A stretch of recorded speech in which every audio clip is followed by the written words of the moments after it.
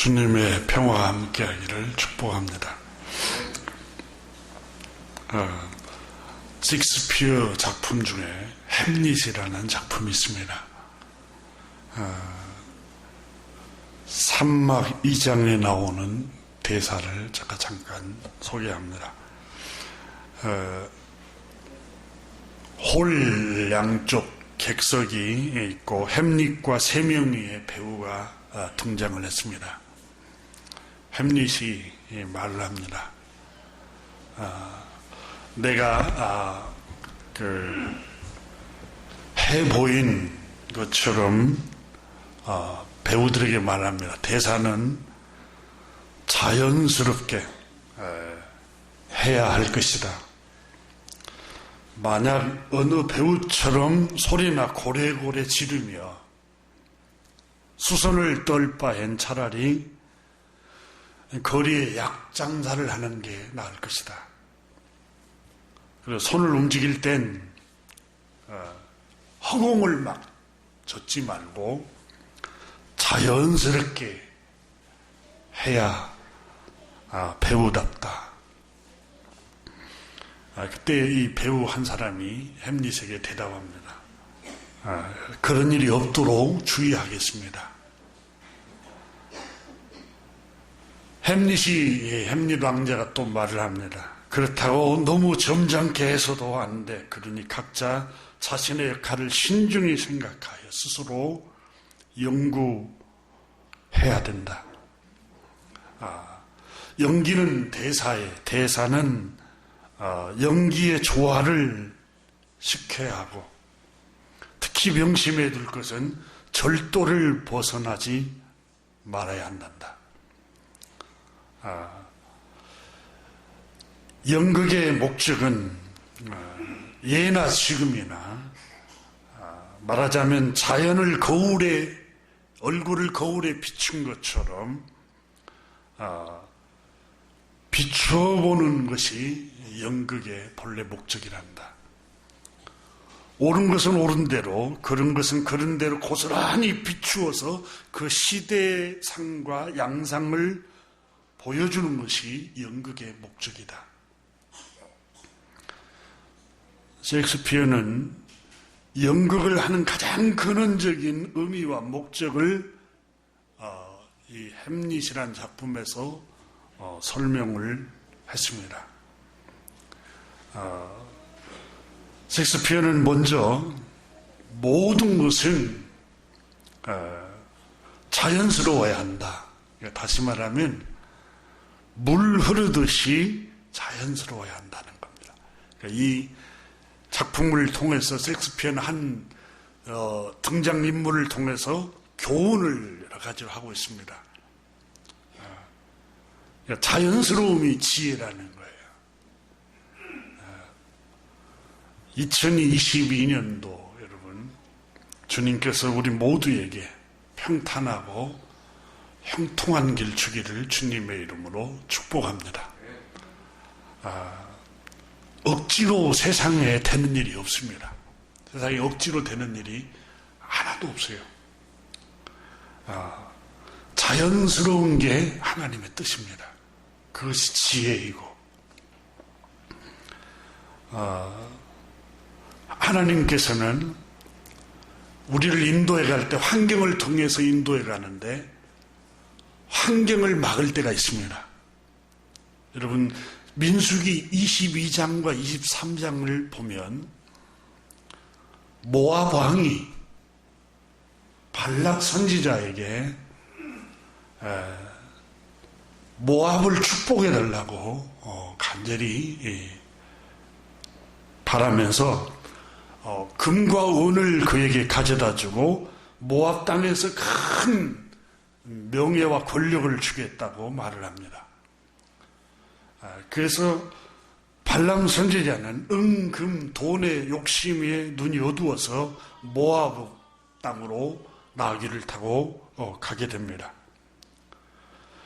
가다가 나귀를 타고 한참 가고 있는데 나귀가 길을 벗어나서 밭으로 가버립니다. 휘청거리면서 깜짝 발람이 놀랐습니다.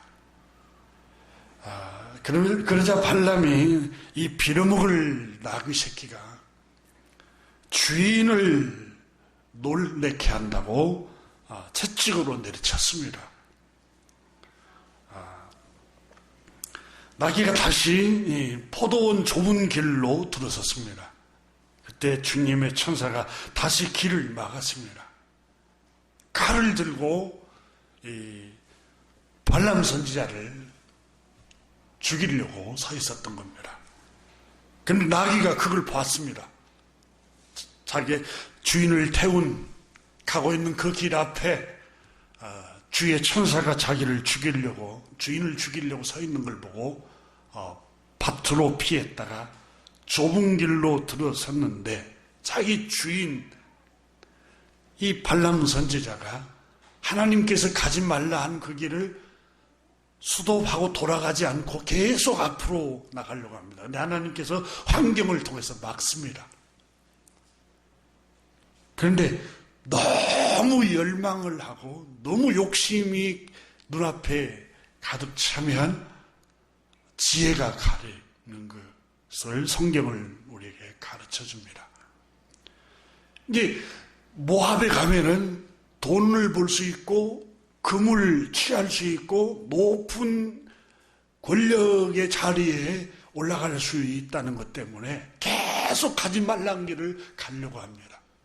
그래서 나귀가 자기 주인을 담벼락에 다리를 짓눌러 버립니다. 상처가 나도록 짓눌러 버립니다. 그러자 이 발람 선지자가 다시 화가 나서 나귀를 세차게 내리쳐버립니다. 이 상처를 가던 길을 여러분 자꾸 막히고 상처가 나고 그러면 좀 돌아봐야 되는데 그게 잘 안 되는 게 인간인가 봐요. 우리 모두 저나 여러분이나. 그런데 그 나귀가 상처를 짓눌러 버려도 못 깨닫는 거예요. 그래서 또 발람 선지자가 채찍질로 환경만 탓합니다. 여러분 우리는 똑같습니다. 우리가 앞으로 나가려고 하고 내가 계획을 세우고 내가 꿈꾸고 내가 욕망을 품고 욕심을 품은 길로 가는데 자꾸 길이 막히면 환경 탓하고 사람 원망하고 이 발람이라는 선지자의 기사를 통해서 하나님께서 우리에게 그런 교훈을 주고 있습니다. 좁은 길로 가다가 그만 이제 천사가 정면으로 칼을 들고 와서 치려고 하니까 땅에 주저앉아 버립니다. 그래서 그만 이 발람 선지자가 꼬꾸라질 지경이었습니다. 그래서 발람 선지자가 화가 나서 내 손에 칼이 있었더라면 이놈의 나귀야 너는 오늘 당장 죽었을 것이다. 이렇게 말을 합니다. 그때 하나님께서 민수기서를 읽어보면은 나귀의 입을 열으셨다. 나귀의 입을 열어서 내가 주인님께 무엇을 하였기에 이렇게 3번이나 나를 죽을 힘을 다해서 치십니까? 발람이 선지자가 말했습니다. 내 손에 칼이 있었으면 너는 죽었을 것이다. 나귀가 말합니다. 나는 당신이 오늘까지 일생 동안 탄 나귀가 아닙니까? 내가 언제 당신에게 이같이 행한 일이 한 번이라도 있었던 거 기억하십니까? 그 순간 주님께서 발람 선지자의 눈을 열어주셨는데 바로 앞에 칼을 들고 주의 천사가 서 있는 것이 보인 겁니다. 이렇게 상처가 나고 또 꼬꾸라져서 완전히 처박힌 후에 실패하고 상처나고 실패한 후에 하나님의 음성이 들리기 시작한 거예요. 이 발람 선지자에게도. 여러분 이 선지자라고 뭐 특별한 게 아닙니다. 똑같아요. 우리와 똑같아요. 똑같이 유혹을 받고 금은으로 유혹하니까 똑같이 거기 가지고 싶고, 발람 선지자도 그랬습니다. 하나님께서 그 길을 순탄치 않도록 막으셨습니다. 그때 비로소 발람 선지자는 깨닫고 회개합니다. 죄를 회개합니다. 눈이 열렸어요.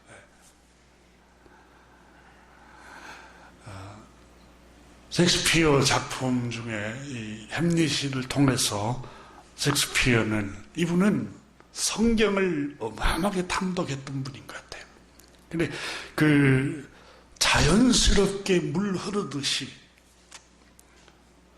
2022년도 하나님께서 우리에게 평탄한 길 주기를 축복합니다. 억지로 무슨 일을 하려고 하면 순탄하지 못하는데도 불구하고 계속해서 막히고 또 막히는데 그걸 계속 하려고 하면은 하나님의 뜻을 발견할 수가 없습니다.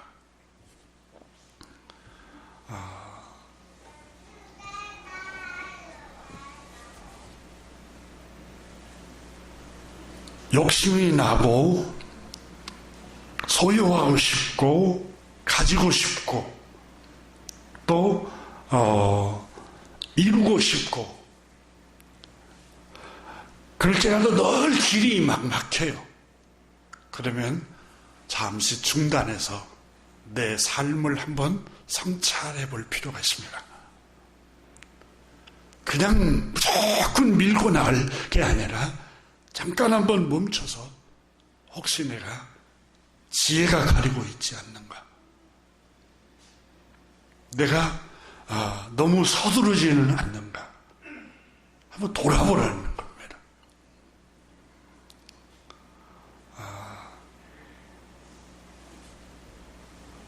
또 하나는 절도가 있어야 된다라고 햄릿이라는 인물을 통해서 말을 합니다. 절제를 말합니다. 절제. 갈라디아서 5장에 성령님의 9가지 열매 중에 첫 번째가 성령이 충만한 사람, 성령님에 붙잡혀 있는 사람은 첫 번째가 뭡니까? 사랑이라고 그랬습니다. 사랑. 누가 성령에 충만합니까?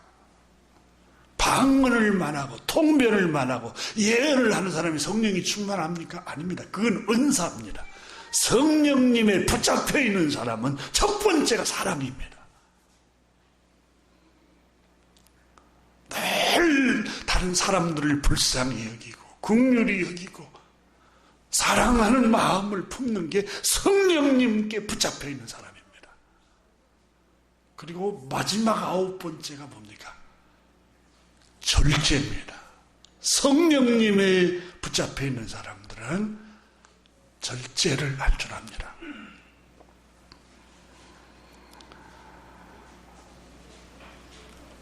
음식이 맛있다고 절제를 못하고 드셔보세요. 건강이 해롭습니다. 내가 좋아하는 운동, 취미생활 계속 해보세요.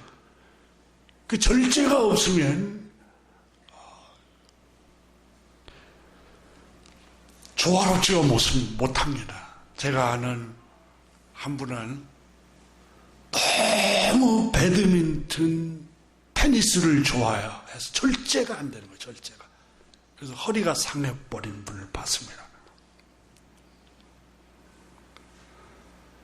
동의보감에는 오래 서 있는 사람은 병들기 쉽고 오래 앉아 있는 사람도 병들기 쉽고 오래 누워 있는 사람도 병들기 쉽다. 그래서 이 세 가지를 골고루 할 때 건강하다고 말하고 있습니다. 우리 한국의 동양의학 이 동의보감에도 그렇게 기록이 돼요. 2022년 여러분 너무 과로도 하지 말고 절제를 어떤 분은 일에 중독이 된 분이 있어요. 일에 중독이. 일에 너무 중독이 돼가지고 일을 손에 못 놓고 그런 분들은 여러분 자기는 그 열정에 행복할 줄 몰라도 가족들이 행복할 수가 없어요. 자녀들하고 소통도 안 되고 부부간에도 소통이 안 돼요. 너무 일지향주의로 나가면 절제가 필요합니다. 또 하나는 연극은 거울과 같다. 비춰보는 거예요. 비춰보는 거. 연극을 왜 감상합니까? 비춰보는 거. 여러분 유명한 화가들이 그린 그림을 감상 왜 합니까? 이야 멋있다 예쁘다 그렇습니까? 그게 아니라 그 그림을 통해서 반추하는 겁니다. 자기를 돌아보고 이 그림을 통해서 거울로 자기를 비춰보고 조각도 마찬가지죠. 드라마도 마찬가지입니다. 영화도 마찬가지고. 오늘 본문의 말씀은 고린도전서 10장에 보면은 하나님의 말씀은 거울이다 그래서 거울, 비추는 거울이다 그랬어요. 우리의 삶 내면을 비추는 거울이에요. 하나님 말씀은.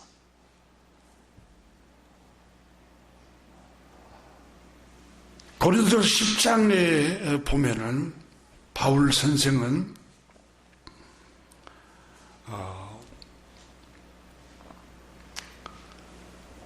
10장 6절에 보면은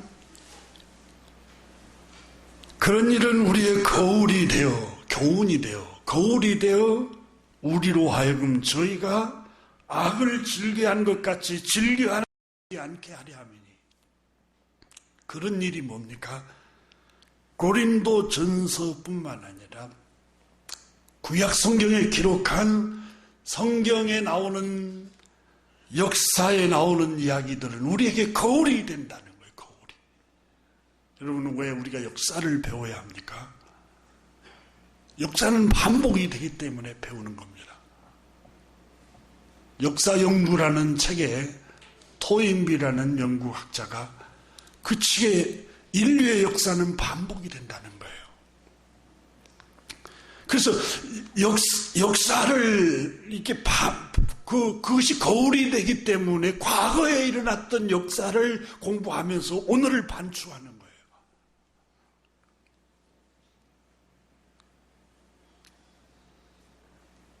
기업을 경영하고 사업을 경영하고 나라를 경영하는 사람들도 여러분 역사를 알아야 성공할 수 있습니다. 그 역사를 공부하면서 반추할 수 있으니까. 교회도 마찬가지. 종교도 여러분 역사에 종교가 타락을 하면은 반드시 개혁이 오고 몰락이 온다는 걸 역사가 또 우리에게 가르쳐 줍니다. 개인의 삶도 마찬가지입니다. 그런 일은 우리에게 거울이 된다. 거울이. 여러분 거울로 비추어보는 게 얼마나 지혜입니까? 거울로 삼는 거 지혜예요.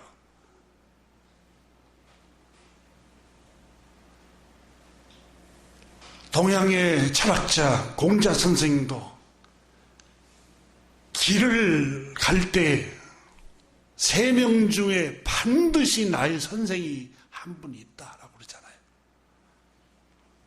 많이 학식이 없고 또 그분들이 뭐 문벌이 좋지 않아도 악한 사람이라 할지라도 거울로 삼아서 나는 저렇게 하지 않아야지 하고 스승을 삼는다는 거예요.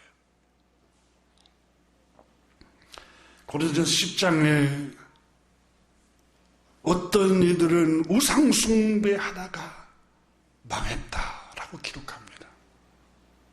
우상을 숭배하다가 망했으면 거울로 삼으라는 거, 우리에게 거울로. 또 어떤 이들은 음란한 생활을 하다가 간음하다가 망했다. 간음을 행하다가 하루에 23,000명이 죽었다. 거울로 삼고 음란하면, 여러분, 음란하면, 남편이 음란하면 부부관계가 깨지고, 아내가 음란하면 부부관계, 가정이 풍지박산이 나잖아요. 온전한 가정이 있어요. 간음하고 음란하면 가정이 완전히 부서져 버리는 거죠. 그러니까 거울로 삼아야 돼요. 가정을 보호하는 게 뭘까? 하나님 우리 가정에 행복을 주세요. 2022년 행복을 주세요. 행복을 달라고 기도를 우리가 하면서 하나님 앞에 내가 죄에 빠지지 않는 게 우리 가정을 보호하는 길이구나.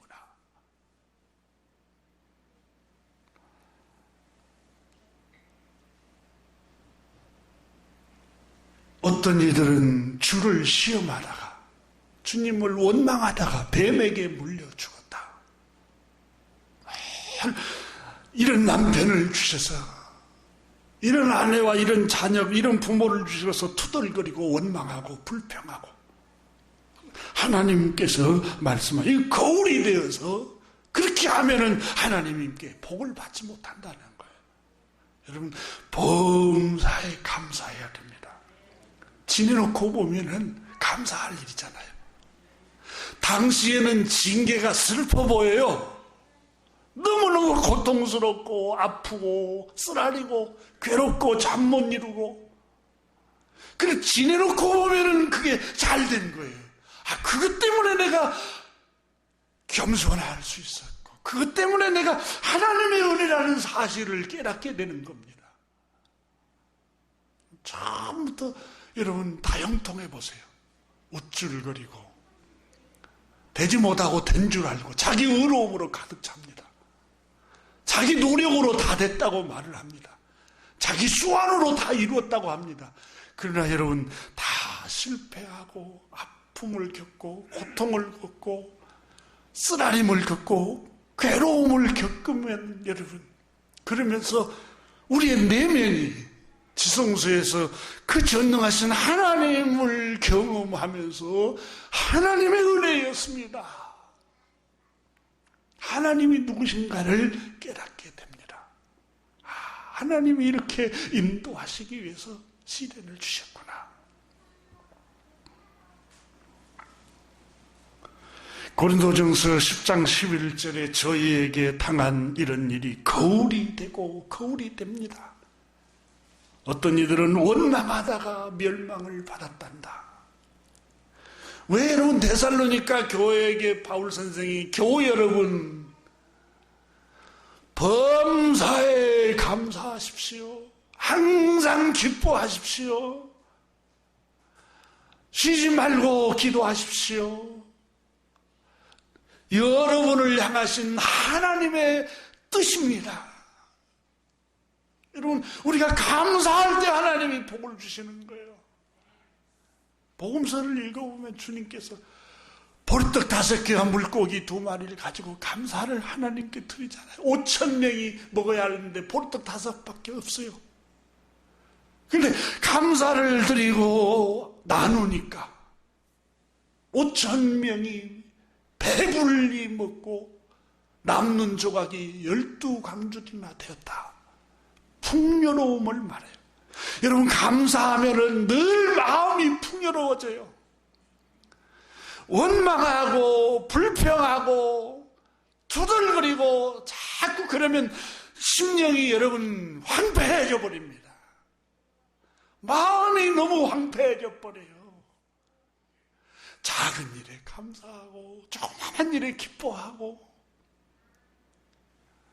그럴 때 하나님이 우리에게 행복을 주십니다. 여러분, 자녀들이 아무것도 아닌 일 조그마한 거, 자, 새해가 됐는데 여러분 세배를 하는데 세배를 했어요. 세뱃돈을 줬어요. 할아버지 감사해요. 할머니 감사해요. 엄마 감사해요. 아빠 고마워요. 감사해요. 아무것도 아닌데 흐뭇하잖아요. 근데 아빠 이것밖에 안 줘? 할아버지, 이것밖에 안 주냐고. 그럼 여러분 어떤 생각이 들어요? 근데 감사하면 더 주고 싶잖아요.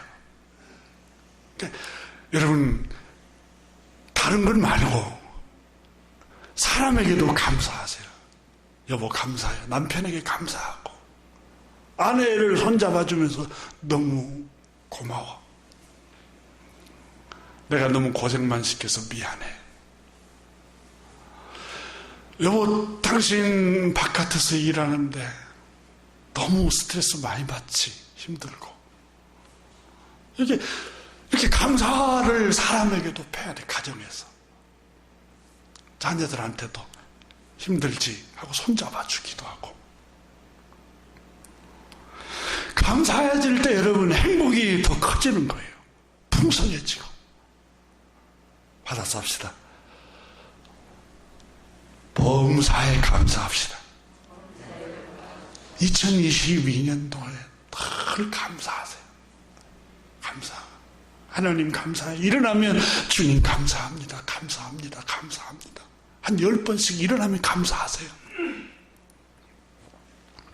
바울 선생은 오늘 본문을 통해서 거울로 비춰줍니다. 하나님의 말씀은 거울인데, 로마서 2장 1절부터 3절에 스스로 의롭게 생각하지 말라는 거예요. 그 하나님이 복을 주시지 않는다는 거예요. 하나님께서 가장 싫어한다는 거예요.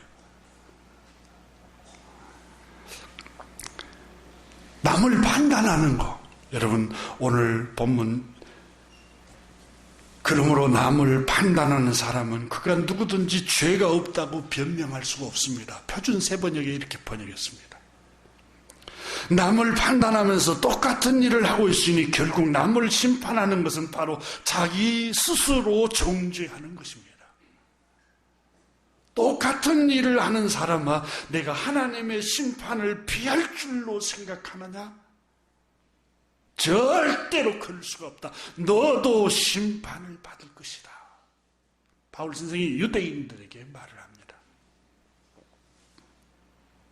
유대인들은 하나님께로부터 모든 열방 가운데 제일 먼저 선택받은 백성들입니다. 하나님께서 유대인을 선택하신 이유는 신명기서에 제가 지난주에 소개했지만 가장 작은 자, 보잘것없었기 때문에 택했고, 사랑하고 긍휼이 불쌍해서 택했다는 거예요. 그런데 제일 먼저 택했다는 것 때문에 그게 특권으로 의롭게 생각하는 거예요. 내가 제일 먼저 믿었어. 내가 제일 먼저 헌신을 했어. 내가 제일 먼저 이렇게 하나님께 드렸어.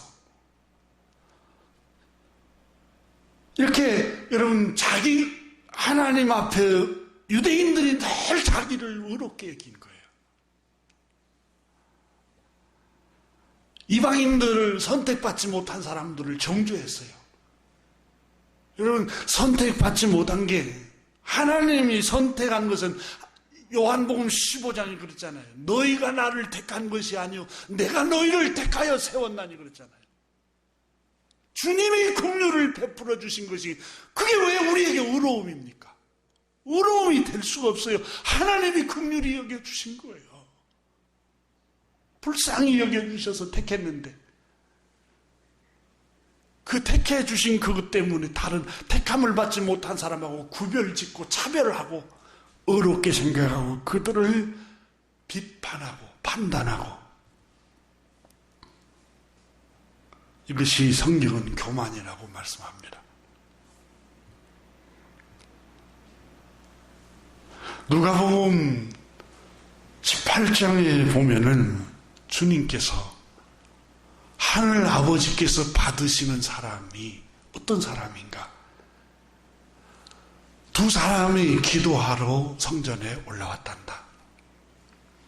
하나는 경건한 사람, 구별되게 살아가는 바리새파 사람이 올라왔고 하나는 세리가 올라왔는데 간절히 두 사람이 다 기도를 드렸는데 먼저 바리새파 사람이 경건한 바리새파 사람이 기도했단다. 오 하나님 감사합니다. 저는 다른 사람에 비해서 탐욕스럽지 않습니다.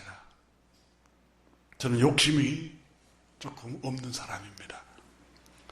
저는 부정직하거나 음란하지 않고 저 세리와 같이 비난받지 않고 살아간 사람입니다. 저는 일주일에 2번씩 주님 하시다시피 금식 기도드리고 남들이 기도 생활 안 할 때 나는 그 금식을 하면서 기도했던 거 주님 아시죠? 11조도 빼놓지 않고 나는 드렸어요.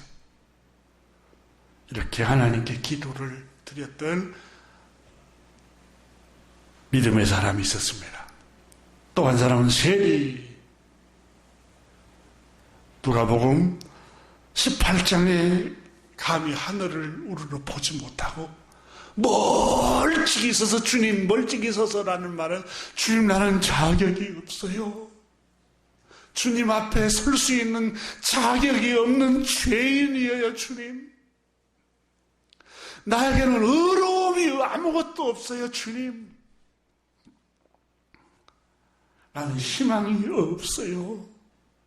주님이 자비를 베풀지 아니하면 주님 나는 용서받을 길이 없는 죄인이에요. 이렇게 기도를 드렸습니다. 주님께서 제자들에게 말했습니다. 이 두 사람 중에 하늘 아버지께서 의롭다고 받으시는 사람이 누구인 줄 아느냐? 세리였단다 하고 누가복음 18장에 말씀하신 것은 의사인 누가가 그대로 기록해 놨어요.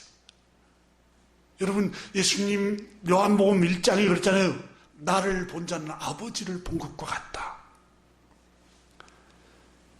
아버지의 독생자의 영광이라고 그랬잖아요. 말씀이 육신이 되어 오신 분이 예수님입니다. 예수님이 하늘 아버지가 어떤 분인가? 우리가 지금 하나님 아버지를 예배하고 있잖아요. 그분을 경배하고 섬기고 있잖아요. 그분이 오셔서 우리 하나님 아버지가 어떤 분이신가? 자기를 의롭게 생각하는 사람을 하나님이 받으시지 않으신단다. 우리 주님이 직접 우리에게 가르치셨어요. 제자들에게. 근데 유태인들은 자기를 의롭게 생각한 거예요. 자기 자신들을. 나는 경건해. 나는 11조를 드리는 사람이야. 금식기도. 나는 철야기도 하는 사람이야. 나는 작정기도 하는 사람. 나는 하나님 앞에 이 정도 헌신했던 사람이야. 늘 유대인들은 그렇게 생각한 거예요.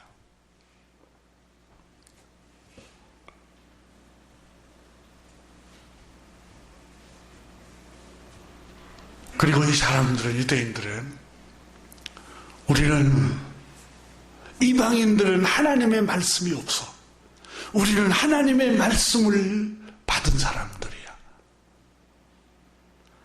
율법을 읽고, 율법을 공부하고, 율법을 암송한 사람이야. 그것도 창세기, 출애굽기, 신명기, 레위기, 민수기, 신명기, 모세, 오경을 다 암송한 사람들이야.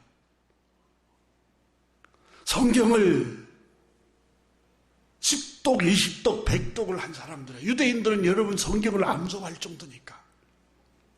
율법도 모르는 자들, 이방인들을 가리켜서. 하에도 행하지 않는 이 미천한 사람들. 늘 자기는 어렵게 생각하고 다른 민족은 열등한 민족으로 생각하는 거예요. 교회 여러분, 우리 안에 이런 교만이 있을 수 있어요. 나는 이 정도의 연봉을 받아. 나는 이 정도의 가문에서 자라서 나는 이 정도 이런 직업을 갖고 있어. 나는 신앙생활을 이 정도 오래 한 사람이야. 내가 성경을 얼마나 공부를 많이 한 사람인데. 아이고, 성경도 모르는 주제에. 여러분, 우리는 우리 안에 이런 정말 악한 교만이 우리 안에 없는가 한번 성찰해 봐야 돼. 유대인들이 그렇지, 유대인들이. 근데 하나님께서 우리에게 율법을 주신 목적이 있습니다. 성경을 많이 읽는 게 성경을 주신 목적이 아니에요. 성경을 공부하고 성경을 암송하는 게 목적이 아니에요. 성경을 주신 목적이 있어요. 로마서 3장 9절의 율법은 우리가 알거니와 무릇 율법이 말하는 바는 율법 아래 있는 자들에게 말하는 것이 이는 모든 입을 막고 온 세상으로 하나님의 심판 아래 있게 하려 함이라. 그러므로 율법의 행위로는 그 앞에 의롭다 함을 얻을 육체가 없나니 율법으로는 죄를 깨달음이니라. 율법을 읽고 공부하고 암송한 이유는 율법이 뭘 우리에게 가르치나? 너 죄인이야. 너 위선자야. 이방인들만 죄 있는 게 아니라 우리 모두가 다 죄인들이야 라고 율법이 그걸 가르쳐주고 깨우쳐주기 위해서 율법을 주신 하나님의 본래의 목적입니다. 그런데 성경을 많이 읽은 게 어려움이 되고 있어요. 유대인들이 어려서부터 율법을 통해서 공부했던 것이 어려움이 된 거예요. 그러니까 하나님을 섬기고 하나님의 말씀을 가지고 있으면서 하나님의 말씀을 공부하고 있으면서 하나님의 뜻을 가장 멀리 저버렸어요. 유대인들이.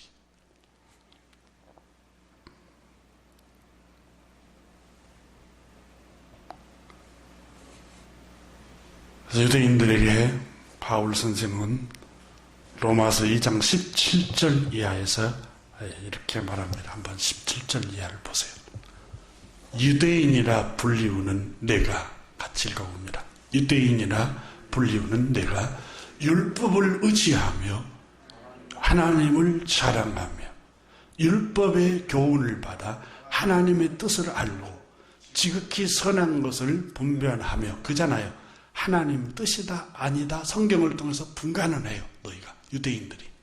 그 다음에 같이 19절 이하 읽습니다. 맹인의 길을 인도하는 자요 어둠에 있는 자의 빛이요 율법에 있는 지식과 진리의 모본을 가진 자로서 어리석은 자의 교사요 어린아이의 선생이라고 스스로 믿으니, 그러면 다른 사람을 가르치는 내가 내 자신을 가르치지 아니하느냐?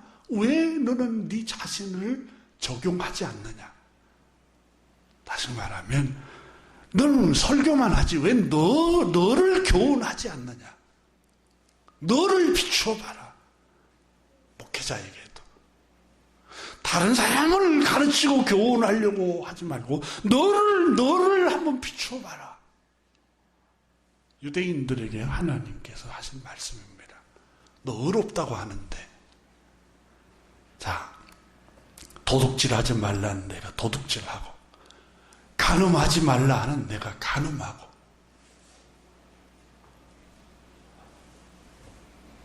24절을 봅니다. 같이 읽습니다. 기록된 바같이 하나님의 이름이 너희 때문에 이방인 중에서 모독을 받는도다.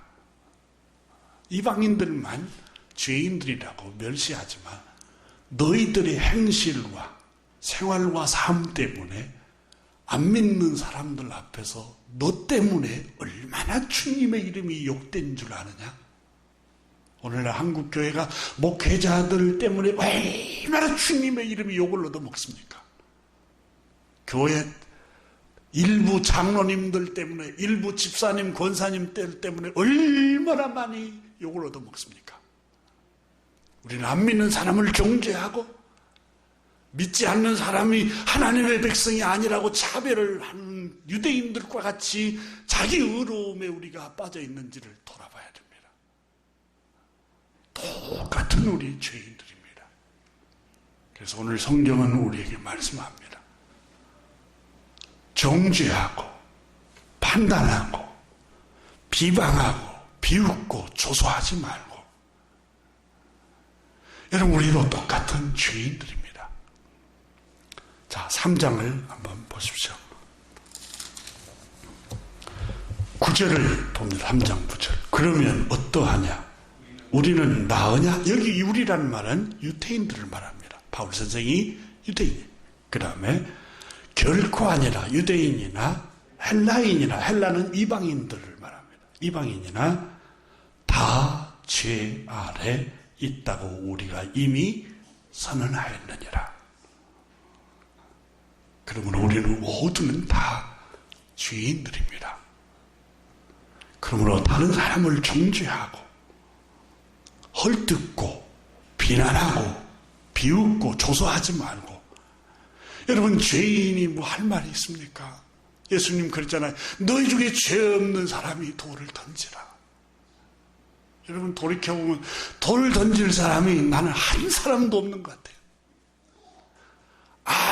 아무리 나를 정죄하고 나를 해코지한다 할지라도 내가 정죄를 못해. 왜? 나도 똑같은 죄인이기 때문에. 죄인 된 내가 누구를 정죄하겠어요? 로마서의 오늘 본문은 우리에게 정죄하지 말라고 말씀합니다. 겨우 여러분, 우리는 허물이 많은 사람들입니다. 실수가 많고, 가정에서부터 여러분 남편 허물 많잖아요. 여러분 아내, 여러분 자녀들, 여러분 엄마 아빠 훌륭한 고상한 인격자가 될 수 없어요. 허물이 많아요. 다 덮으시기를 주님의 이름으로 축원합니다. 2022년 한 해 동안 따뜻한 마음을 갖고, 그래 괜찮아, 나도 실수했어, 한번 받아삽시다. 그래 괜찮아, 나도 실수했어, 다시 일어나면 돼. 여러분, 서로 격려하고 또 위로해주고 또 덮어주고 행복한 2022년 한 해가 되기를 주님의 이름으로 축원합니다. 기도하겠습니다.